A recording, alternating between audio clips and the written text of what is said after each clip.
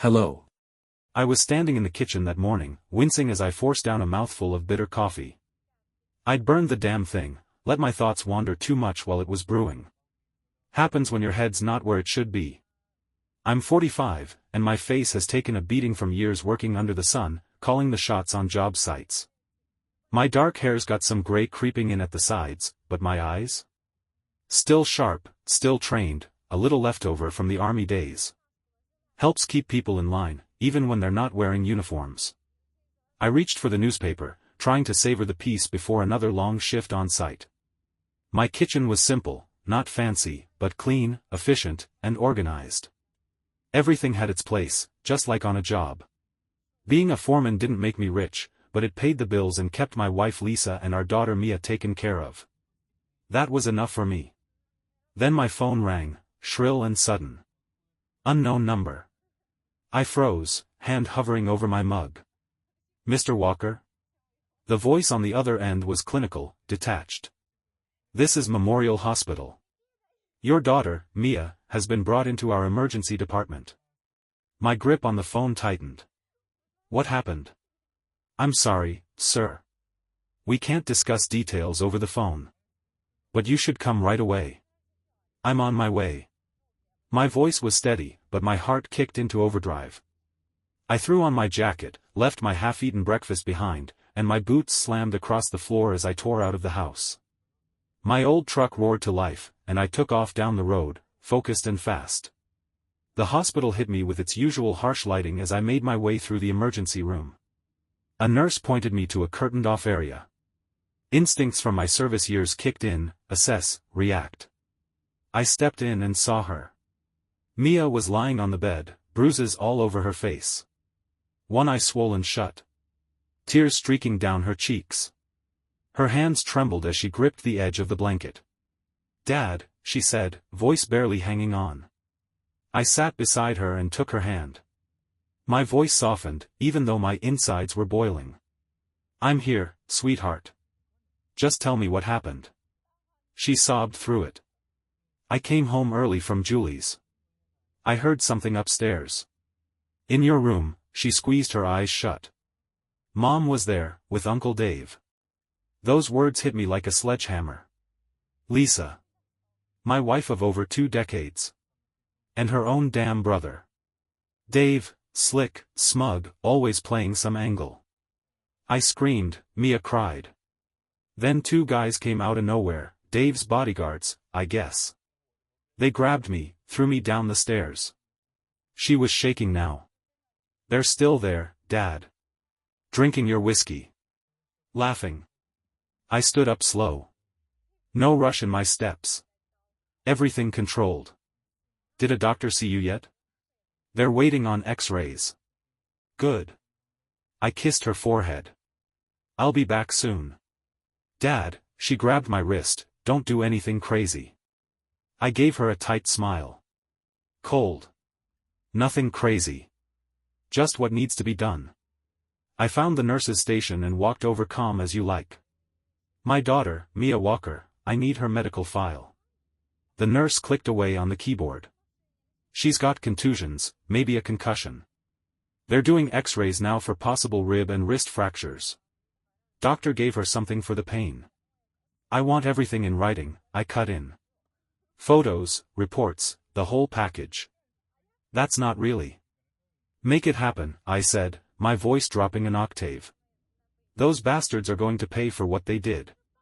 She looked at me, saw I wasn't bluffing, and gave a small nod. "I'll see what I can do." The woman I'd spent over 2 decades building a life with, had betrayed me, not with some stranger, but with her own brother. Dave. The guy who used to show up to Thanksgiving dinner flashing overpriced wine bottles and fake smiles. I'd always had a gut feeling something was off about him. Polished on the surface, but grimy underneath. And now, finding out he had bodyguards? That meant this wasn't just a sleazy affair, it pointed to something bigger. Darker. Criminal, even. Dave's money never added up. Lavish lifestyle, vague business deals, and now, muscle on payroll who didn't hesitate to throw my daughter down the stairs. That was the last damn straw. I pulled out a number I hadn't dialed in years. "It's Walker," I said when the voice picked up. "Remember that favor from Kandahar?" I paused, listened, then dropped the hammer. "I'm calling it in. I want everything, and I mean everything, on David Turner's business. Dig up every dirty corner." I hung up and stared blankly at the ER doors.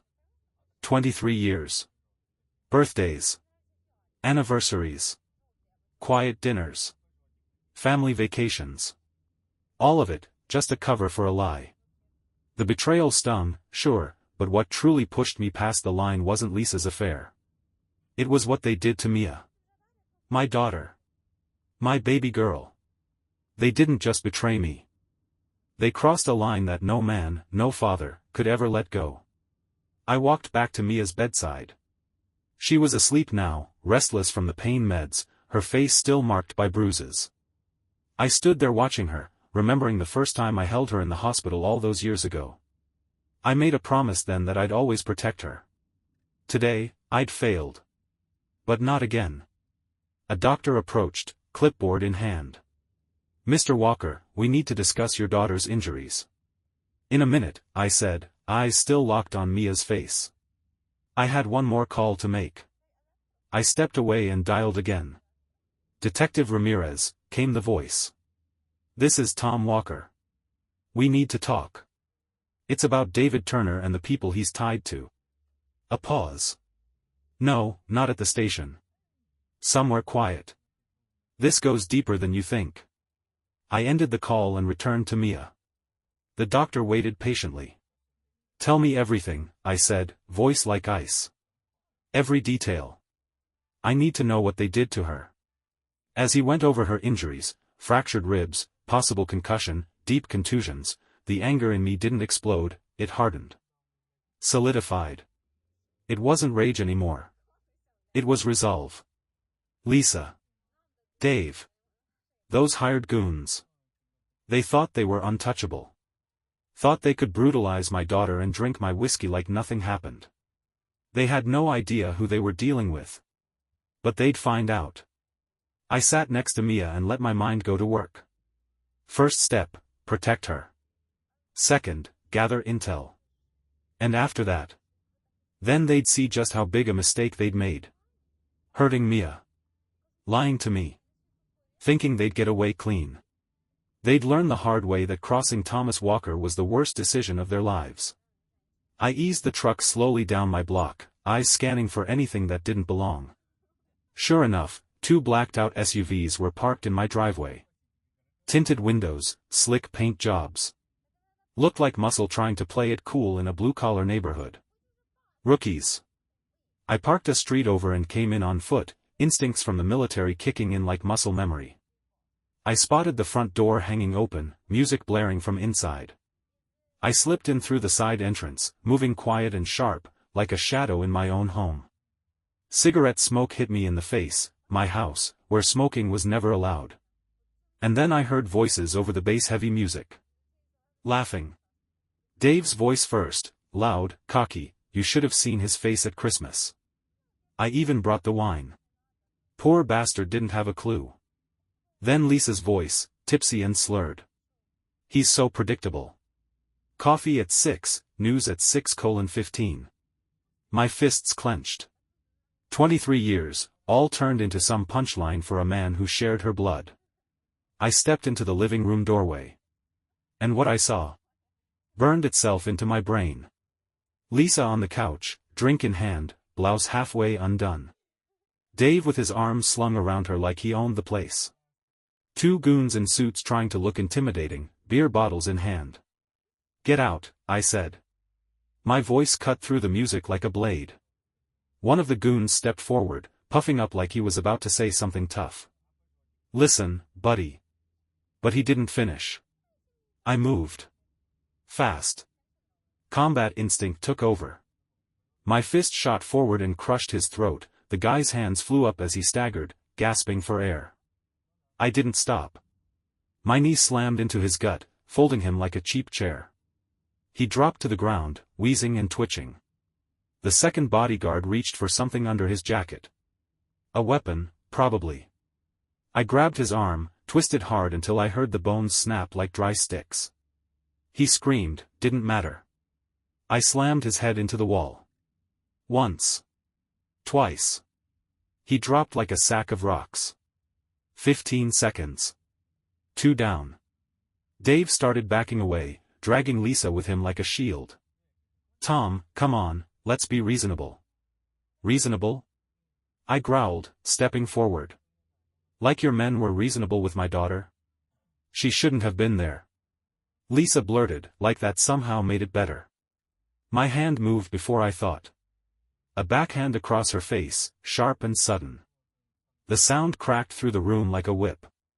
She stumbled back onto the couch, eyes wide, clutching her cheek. Don't you dare, I said through clenched teeth. Don't you dare blame her for this. Dave tried to slink toward the door. I grabbed him by the neck and slammed him into the wall. His feet lifted off the floor as his face turned red. Please, he croaked. Oh, now you want to talk? I hissed. Like your guys talk to Mia, with their fists? I drove my knee into his gut. He crumpled. I let him fall. Then kicked him, once in the ribs. Twice. Third time was just because it felt right. Tom, stop. Lisa shrieked. You'll kill him. I looked over my shoulder. Not yet. I grabbed Dave by the hair, yanked his head up so he had to look me in the eye. They hurt my daughter. So now I return the favor. What came next wasn't a wild outburst. It was controlled.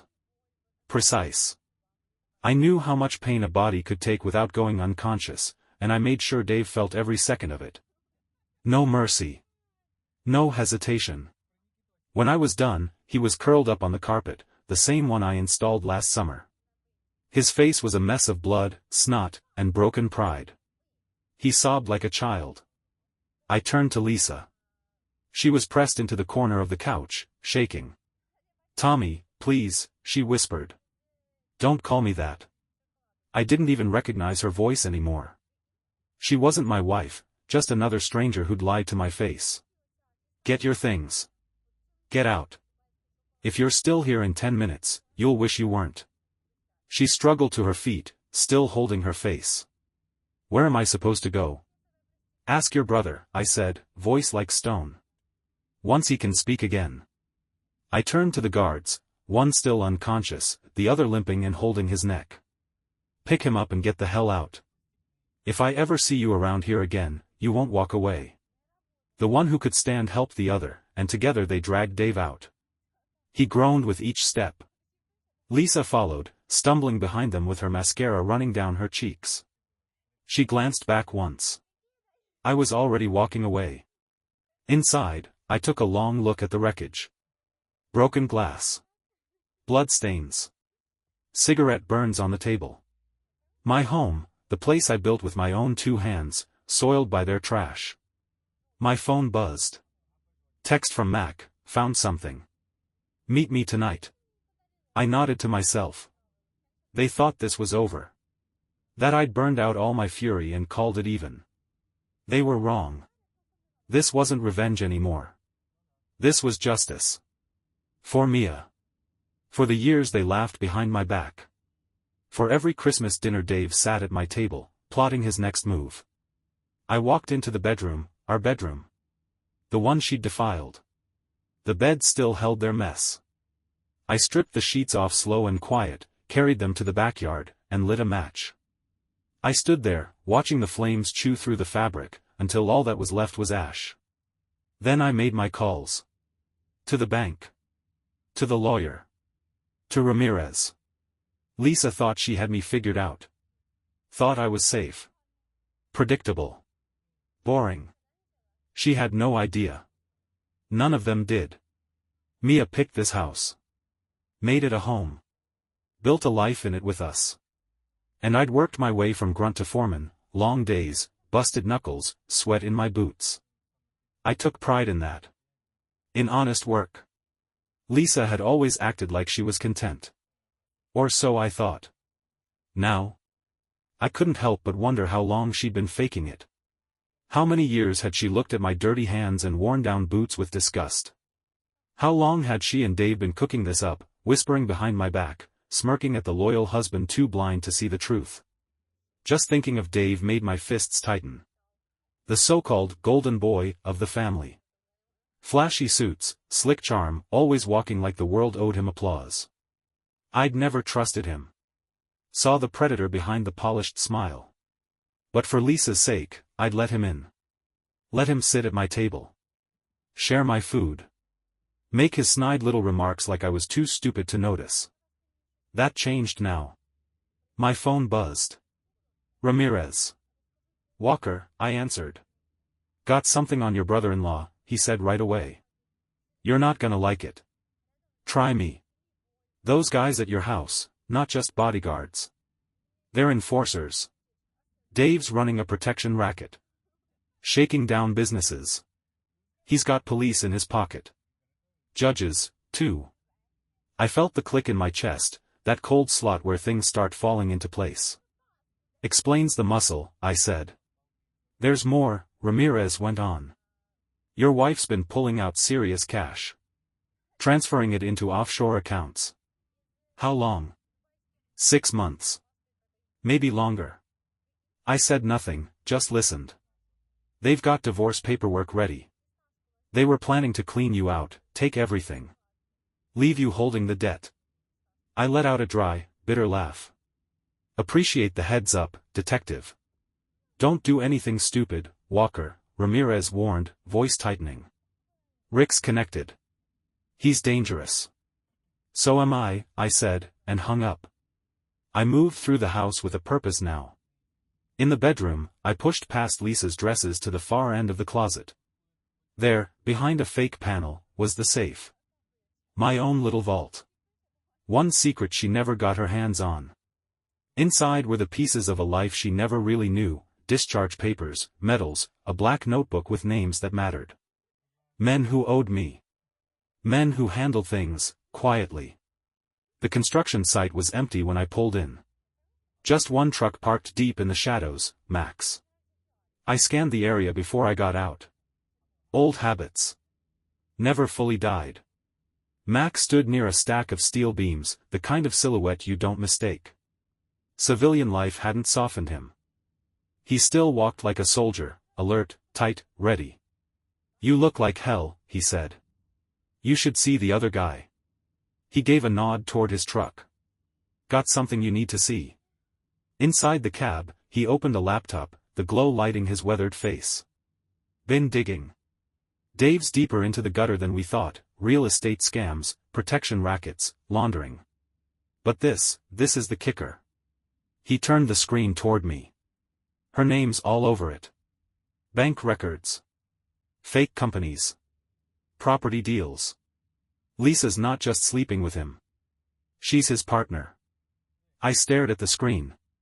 My face didn't move, but inside everything shifted. She made me the fool. There's more, Max said. Rick's in deep. Borrowed big from some people you don't want on your bad side. He's desperate, probably why they sped things up with you. He clicked over to another folder. They had a timeline. Months in the making. The divorce, the asset transfers, all designed to pin the dirty money on you. You'd have lost everything. The house. Your savings. Hell, maybe even jail time. I didn't say a word. Just let it settle. This wasn't just betrayal. It wasn't just adultery. It was a full-on ambush. A long con to wipe me out. I stared at the screen, then looked at Mac. What about Mia? I asked. She wasn't supposed to be home that day. That one detail, that tiny misstep, blew their whole plan wide open. They got sloppy. Got comfortable. Thought they were untouchable. Mia walking in ruined everything, and Rick's men. They panicked. And my daughter paid for it. My jaw tightened as I stared ahead. They hurt my little girl, I said. And they're going to pay for that. They will, Mac told me. But you can't go off half-cocked. Rick's got deep ties. He's not some street thug you can scare off. If you charge at him head-on, you're either dead or in a cell. I'm not killing him, I said, my voice low. That'd be too easy. Too clean. I looked Mac in the eye. I want them to lose everything. Like they planned for me. He studied me a long second. You've got a plan? It's coming together, I said as I stood. I need you to keep digging, bank records, business ties, anything that stinks. I want every skeleton yanked from their closets. What about Lisa? He asked. My expression turned to stone. She made her choice. She lives with it now. I left Mac behind and drove back home, my thoughts sharp and circling like vultures. The house felt different. Like it had been violated, a crime scene, not a home. I moved room to room, spotting signs I should have seen sooner. The second phone stashed in her jewelry box. The documents hidden behind the cabinet. Business cards from offshore banks tucked neatly between old receipts. They'd hidden the truth in plain sight. I paused in Mia's room. Photos lined her walls, birthdays, vacations, smiles that now felt like lies. Lisa beamed in every one, playing the doting mom while secretly working with Dave to burn it all down. My phone buzzed. A message from Mia, when can you pick me up? I typed back, tomorrow morning. Rest up. Another message came through. This one from Lisa. We need to talk. I deleted it. There wasn't anything left to say. That night I stayed in my chair. Cleaned my gun. Made lists. Thought it all through. They thought they had me figured out, reliable Tom Walker. The guy who worked with his hands and kept his head down. They had no clue what I'd buried or what I was capable of. When morning came, I brewed coffee the right way. No distractions. No bitterness. Just hot, dark, and done right. I'd seen betrayal before, in war, in chaos, in the wreckage of villages turned to ash. But this was worse. This wasn't enemies in uniform. This was family. And they brought the war to my doorstep. They went after my daughter. Now they'd learn what that meant. The sun rose over a house that no longer felt like mine. It marked the end of something, and the beginning of something else entirely. The man they knew was gone. The husband, the father, the guy who just wanted peace and a paycheck, all gone. What stood in his place was something else. A man with no more illusions. A man with nothing to lose. And everything to set right. I moved quickly through the hospital corridors, the scent of antiseptic thick in the air. Nurses gave me quiet nods. I'd been in and out enough by now that they knew me. I spotted Mia through the glass, lying in bed, bruises fading but still raw. She had the TV on, eyes half watching, half lost. Hey, sweetheart, I said gently as I walked in. Her eyes lit up a little. Dad. Her voice sounded stronger than yesterday, but the pain still clung to the edges of it. I pulled up the chair beside her bed and took her hand in mine. Her face was still swollen, the bruises had deepened overnight, dark and cruel reminders of what had been done. Doctor says I can go home tomorrow, she said. Not home, I replied. I've arranged for you to stay with Sarah for a bit. But, Dad. No arguments. My voice wasn't loud, but it was final. Home isn't safe. Not yet. I've got some things to take care of. She squeezed my hand a little tighter. Mom called me. I tensed. What did she say? She tried to explain. Said it wasn't what I thought. That Uncle Dave, her voice caught in her throat, that I shouldn't have come home. That it was my fault. I shot up, pacing to keep from exploding. Not 1 second of this is your fault. Not any of it. I should have known, she whispered. They'd whisper when you weren't around. Rick kept showing up when you were at work. I saw papers in Mom's car, from lawyers. I should have told you. You trusted your mother, I said, coming back to her bedside. That's not a crime. Tell me everything, I added. When did he start showing up more? She began recounting little moments. The kind that don't seem big until you line them up. Missed calls. Late nights. Real estate meetings. Dave dropping in. Always when I was gone. Each piece added to the puzzle. And I was almost done seeing the full picture. A knock came at the door. I turned to see Mac, now wearing a hospital badge clipped to his chest. Always prepared. "Got a minute?" he asked. I looked at Mia. "Get some rest. I'll be back soon." In the hallway, Mac pulled me aside. "Those guys you roughed up. They weren't just hired muscle," Mac said quietly.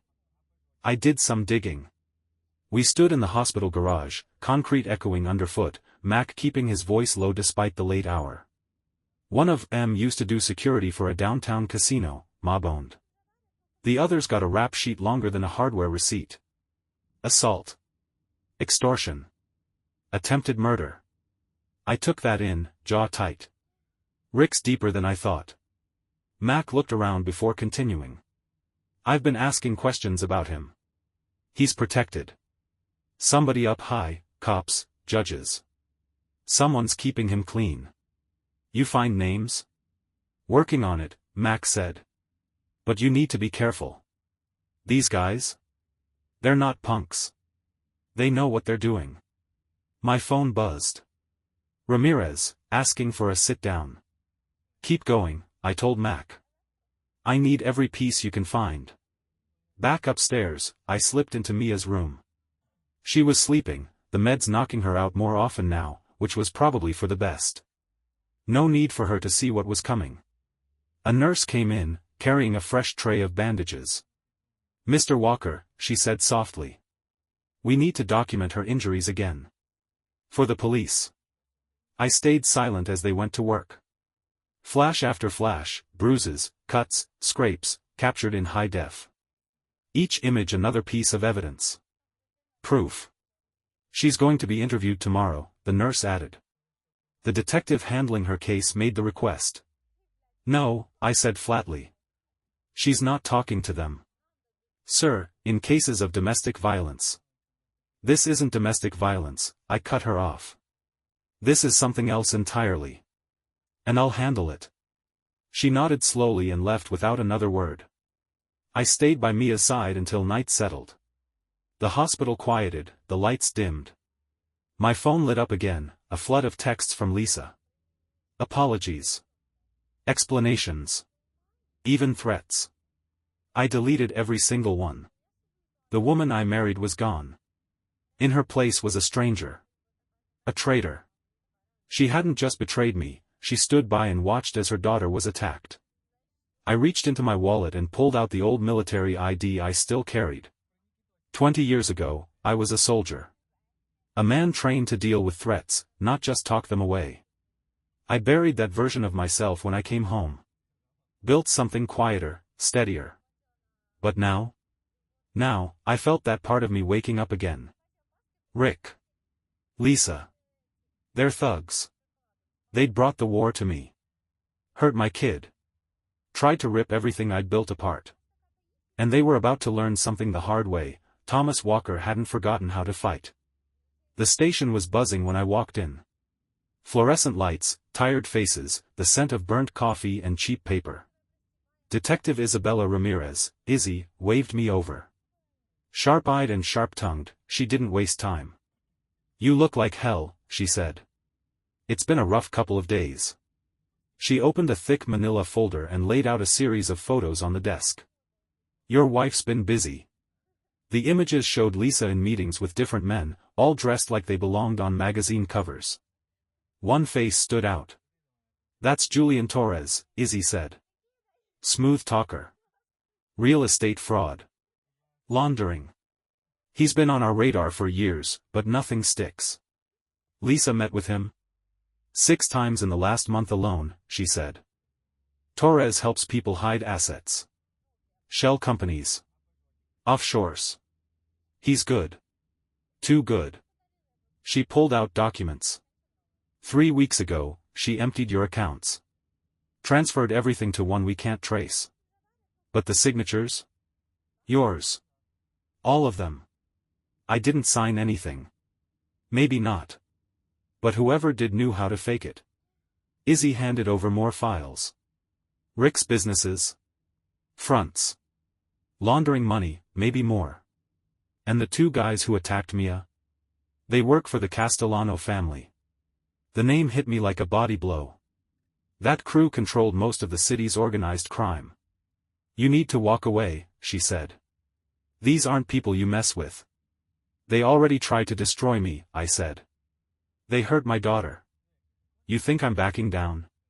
She dropped her voice. I can't help you officially. But unofficially.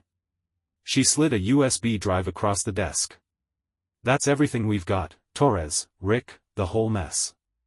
Account numbers, businesses, photos, surveillance. Be careful with it. I pocketed the drive. I owe you. Yeah, you do. She grabbed my arm before I left. Whatever you're planning, make sure I don't have to arrest you for it. Next stop was the bank.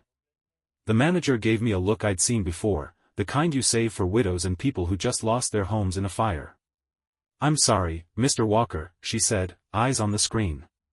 The transfers were authorized. Your wife had power of attorney. Show me everything, I said. She printed out the records. My savings. Retirement. College funds. Gone. Drained like a busted pipe. Lisa had been thorough. Efficient. My phone buzzed. Mac again, coordinates. I met him in the hospital's lower garage, where he was lighting a cigarette in open defiance of every posted sign. Got those names, he said. Judge Michael Preston. He's sealed every case tied to Rick's companies. Dismissed charges. He's bought. And the muscle? Vincent Caruso and Tony Baglia. Lifelong criminals. Caruso's still in ICU. You really messed him up. Baglia walked this morning. Where does he live? Mac squinted. Why? I need to ask him a few questions. These guys are professionals, Tom. You go after them alone. They can try, I said, voice flat. You giving me the address or not? Mac sighed and handed me a folded slip of paper. Your funeral. Back at the house, I wasn't looking for Lisa's clothes or jewelry. I went straight to her office, the one room she always kept locked tight. Her organized chaos, she used to call it. I dug through the drawers. Filing cabinets. Email printouts. Letters. What I found. Gold. Bank records. Correspondence. Meeting logs. Detailed notes. She documented everything, probably to protect herself if things went sideways. Now her paranoia was about to bury her. At the bottom of one drawer was a hidden folder. Inside, photos. Her and Rick. In hotel rooms. In each other's arms. Blackmail, plain and simple. The insurance paperwork was the final piece. That's when it hit me, Lisa wasn't just playing me. She was playing everyone, even Rick. Her partner in crime. My phone buzzed again. Her number. I almost ignored it, thumb hovering over the delete icon. But then I paused. If they wanted a game, fine. I'd play one of my own. I answered. Yeah. Tommy, please. Her voice was raw, tearful, almost convincing. We need to talk. This isn't what you think. I kept my tone calm, even casual. Oh? So you didn't drain our accounts? Didn't stand by while Rick's goons threw our daughter down a flight of stairs? I didn't know they'd hurt her. Rick promised. Rick promised what? I snapped. That he'd help you rob me blind and set me up for his mess. Silence. Funny, I said. How did you think I found out about Julian Torres? About the Castellanos? Judge Preston? I let that sink in. You really should have been more careful with your files, Lisa. Tom, please, now she sounded scared. You don't understand what you're dealing with. These people. No, you don't understand. You brought them into my house. You let them hurt my child.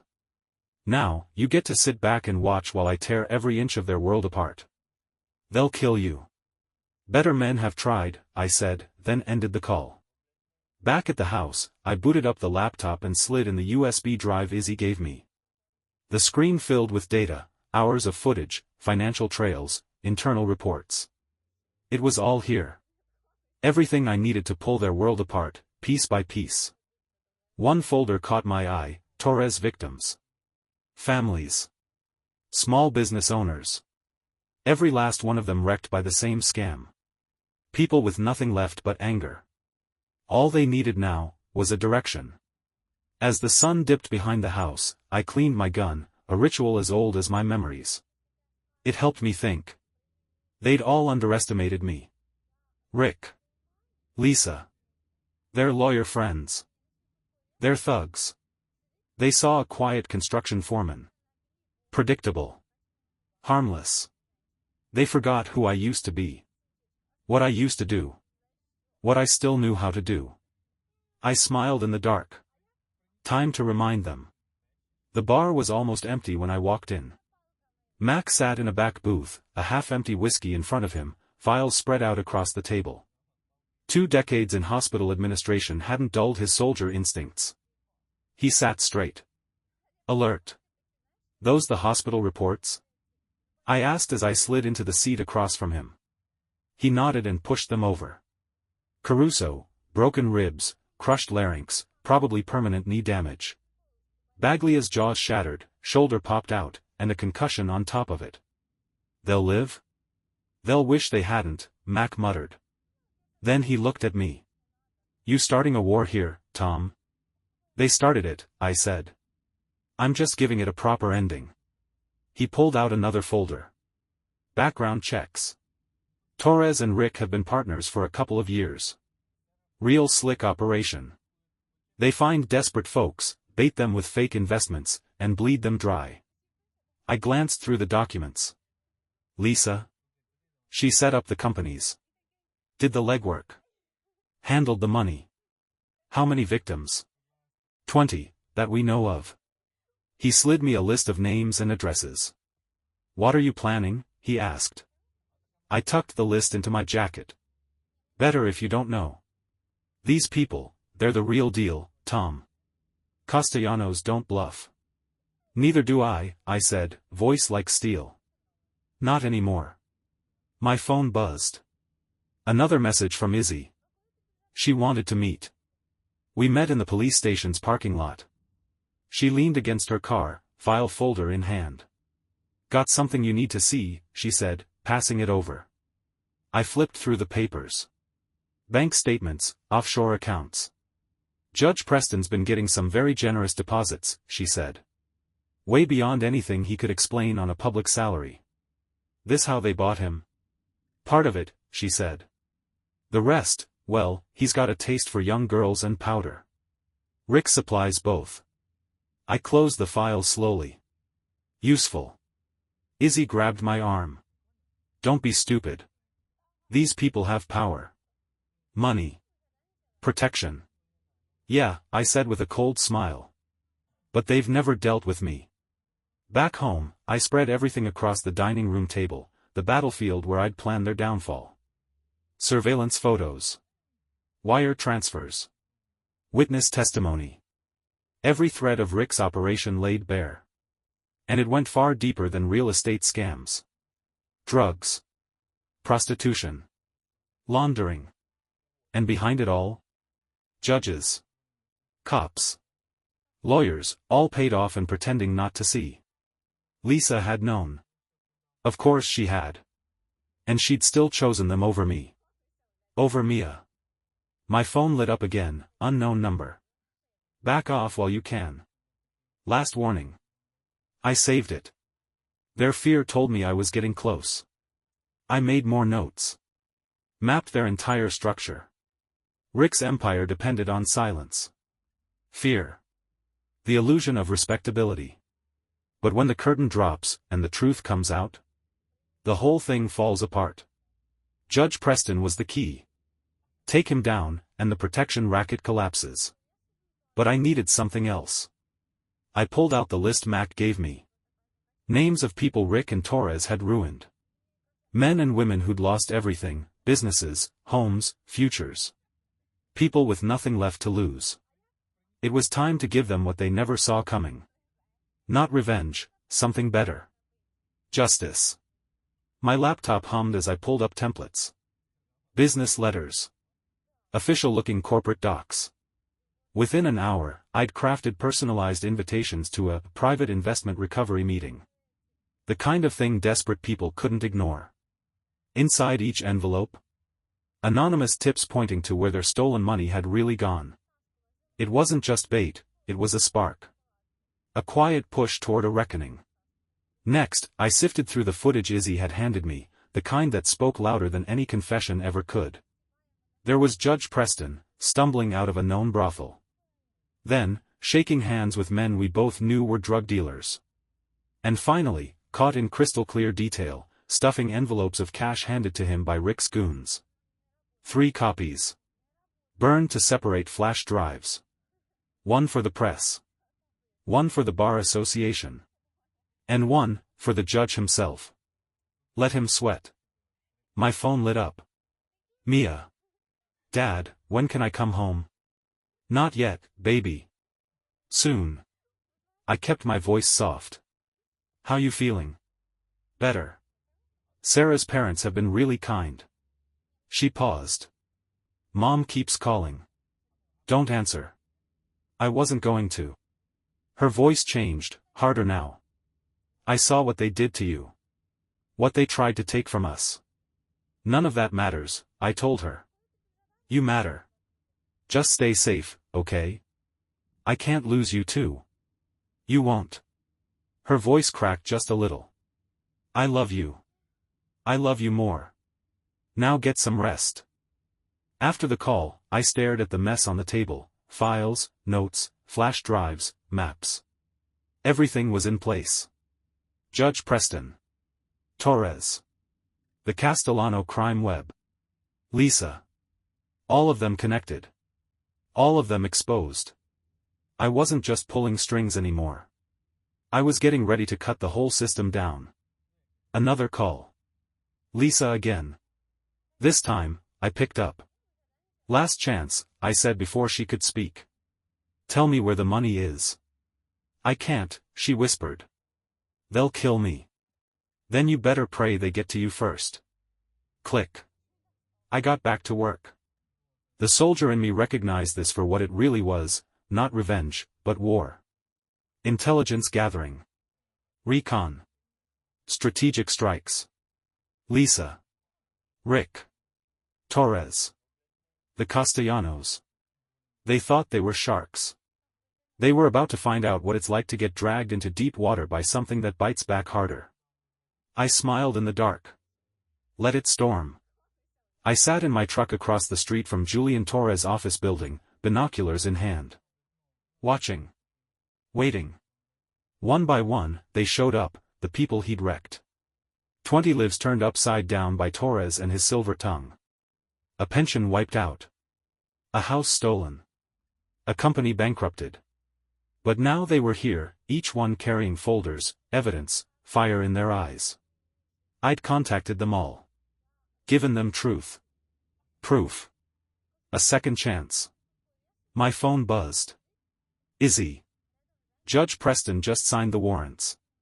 Move when ready. Perfect timing. In half an hour, Preston would realize what he'd done, signed search warrants against the same people who paid him off. But by then, everything would already be in motion. Inside the lobby, the crowd grew. Quiet, tense, furious. My burner rang. Danny Lee. It's done, he said. We cleaned out Rick's accounts. Everything's in dummy companies now. And the offshore funds? Gone. Lisa's retirement cushion? History. They're both flat broke. Send the proof to the IRS, I said. Already did. You sure about this? Let me worry about the Castellanos. I hung up. A black Mercedes rolled into the parking lot. Torres, of course. Stepping out, adjusting his tie, checking his hair in the side mirror, still thinking he owned the day. He didn't even see the crowd at first. I picked up my phone and dialed the number Mac had dug up for me. Mr. Torres? This is David Shun, with the SEC. I'm in your lobby with some former clients who'd like to ask you a few questions about your investments. Through the lenses, I watched him freeze mid-step. He turned, and the moment his eyes landed on the crowd, it hit him. His mask dropped. Gone was the smirk, the swagger. What showed now was fear. And I wasn't done. I made one more call, the local news station. Anonymous tip. You'll want a crew at 1835 Market Street.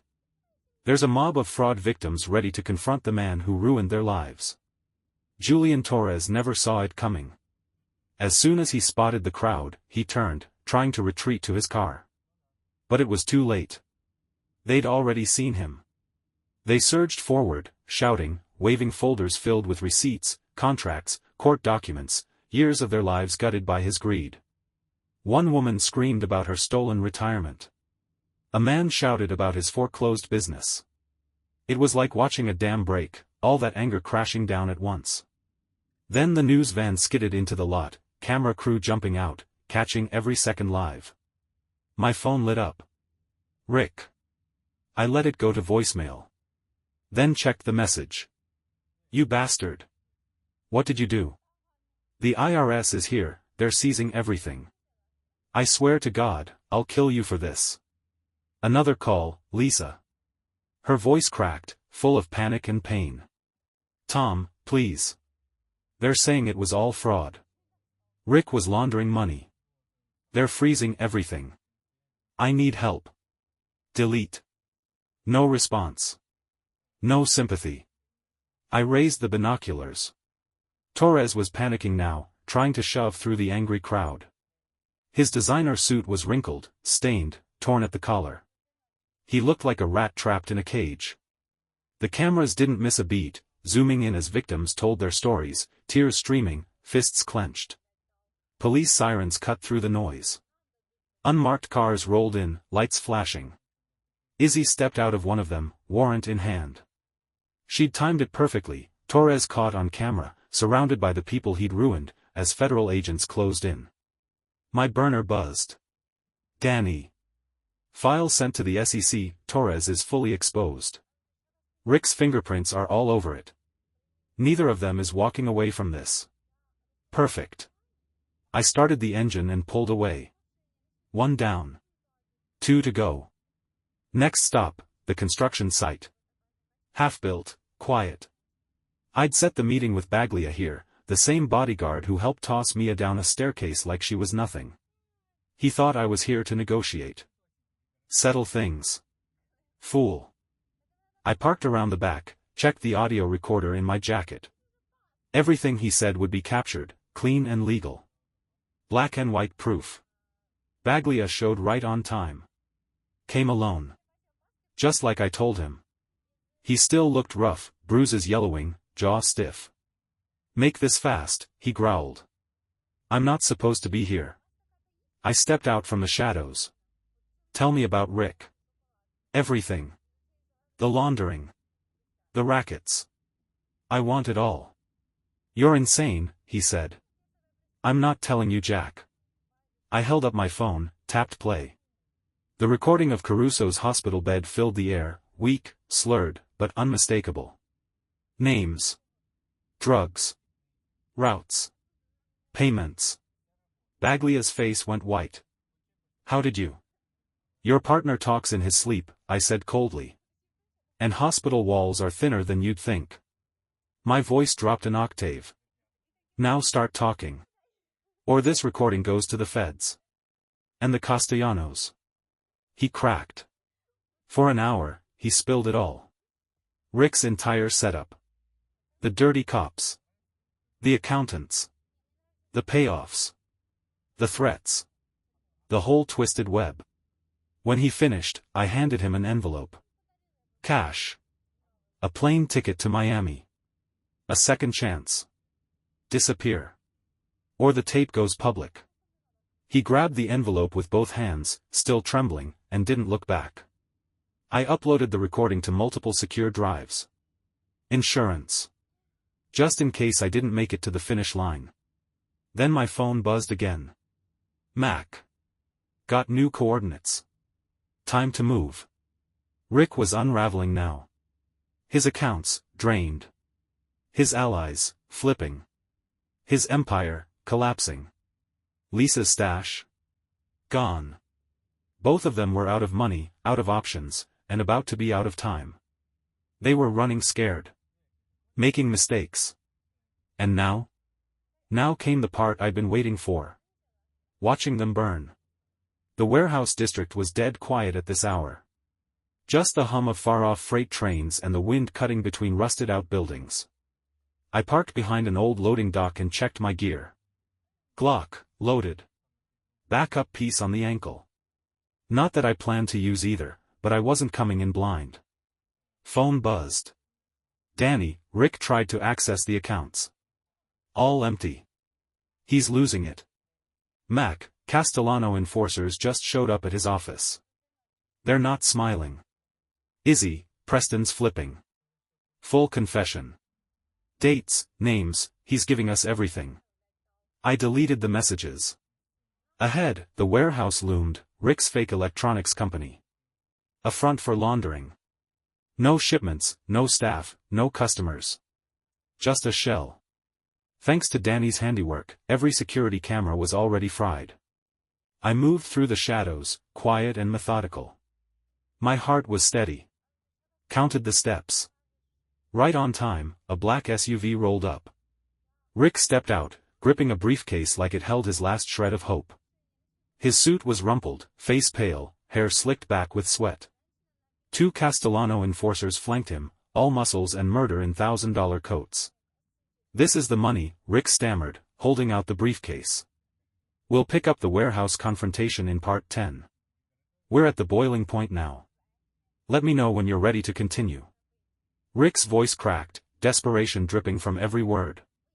It's all here, just let me explain.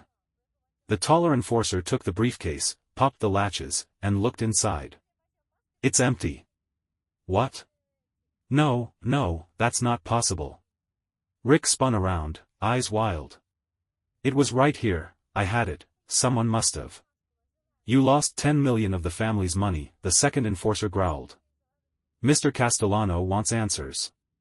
That's when I stepped out of the shadows, slow and deliberate, letting Rick see me. Letting the panic sink deeper into his bones. Looking for this? I held up a USB stick between 2 fingers, gleaming under the warehouse lights. Bank records. Transfer logs. A roadmap to the hole he'd dug. Rick lunged at me, but the soldiers grabbed him, yanking him back like a misbehaving mutt. This is your fault, he screamed. No, Rick, I said, voice calm as a Sunday morning. This is your fault. You got greedy.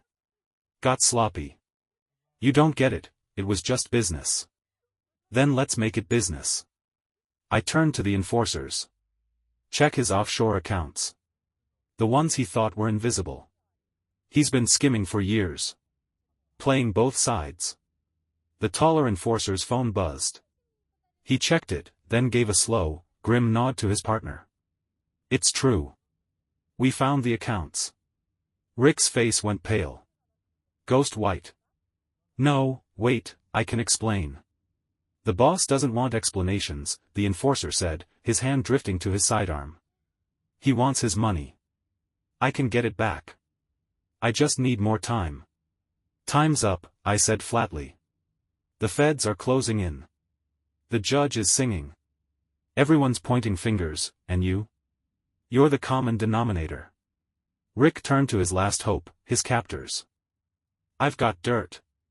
Names, dates, recordings. And that's supposed to make us trust you more, one of them sneered. The gun came out. I took a quiet step back into the dark, watching. Goodbye, Rick, I said, almost under my breath. Say hi to your friends in hell. The shots rang out, too quick, suppressed cracks. Then silence. I waited until the SUV pulled away, Rick's body left behind like garbage in the gutter. Then I made the anonymous call. Let the cops find him. They'd chalk it up to a mob hit. Case closed. My phone buzzed. Lisa. This time, I picked up. It's over, I said before she could speak. Rick's dead. Torres is in custody. The money? Gone. Tom, please, her voice was raw, shaking. I never meant for any of this. They said it would be easy, Rick promised. Save it. I've stopped listening. What am I supposed to do? She sobbed. I have nothing left. You've got exactly what you earned, I said coldly. You made your choice. Now live with it. I hung up and drove to the cheap motel where she'd been hiding. She opened the door, mascara streaking down her cheeks, wearing department store clearance like it was sackcloth. Here to gloat, she spat. Here to close the book. I handed her a manila envelope, divorce papers and a full dossier linking her to Rick's crimes. Try anything, and this goes straight to the feds. You'll rot in a cell right next to Torres. You can't prove anything. You want to bet? I smiled, the kind of smile that made people take a step back. Recordings. Witnesses. Paper trails. I've got enough to bury you. She wilted. What do you want?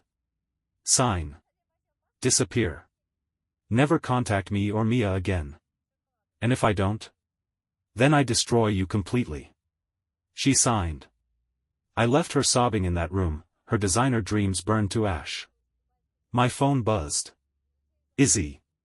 Just wanted you to know, she said. Torres gave it all up. Preston's going away for decades. The whole network's unraveling. Appreciate the update. Tom, she said, her voice softer now, it's over. Time to let it go. I hung up and drove home. It was quiet when I got there. Sunlight poured in through the kitchen window. I made coffee, properly, this time. No burning. Just dark, smooth, and clean. The morning paper lay open on the table. Major crime ring exposed. Prominent businessman found dead in warehouse. My phone buzzed again. Mac. It's all over the news, he said. Rick's body. Torres' arrest. The Castellanos are in chaos. You sure about all this? It's done, I said. The mob thinks Rick betrayed them. The feds think it's a clean mob hit. And Lisa? She's alone. Broke. Signed the papers this morning. Good. How's Mia? She's coming home today. Later that morning, the doorbell rang. Mia. She stepped inside, a little stronger than the last time. Her bruises had faded. Her smile hadn't. Hey, Dad. I pulled her into a hug. Welcome home, baby girl. I saw the news, she said, watching my face. Did you? I met her eyes. Better if you don't ask questions you don't want answered. She nodded. Mom called me. What did she say? Begged me for help. Said she was sorry. Said she had nowhere to go. Mia's voice hardened. I told her she should have thought of that before she betrayed us. Pride swelled in my chest. She was tough.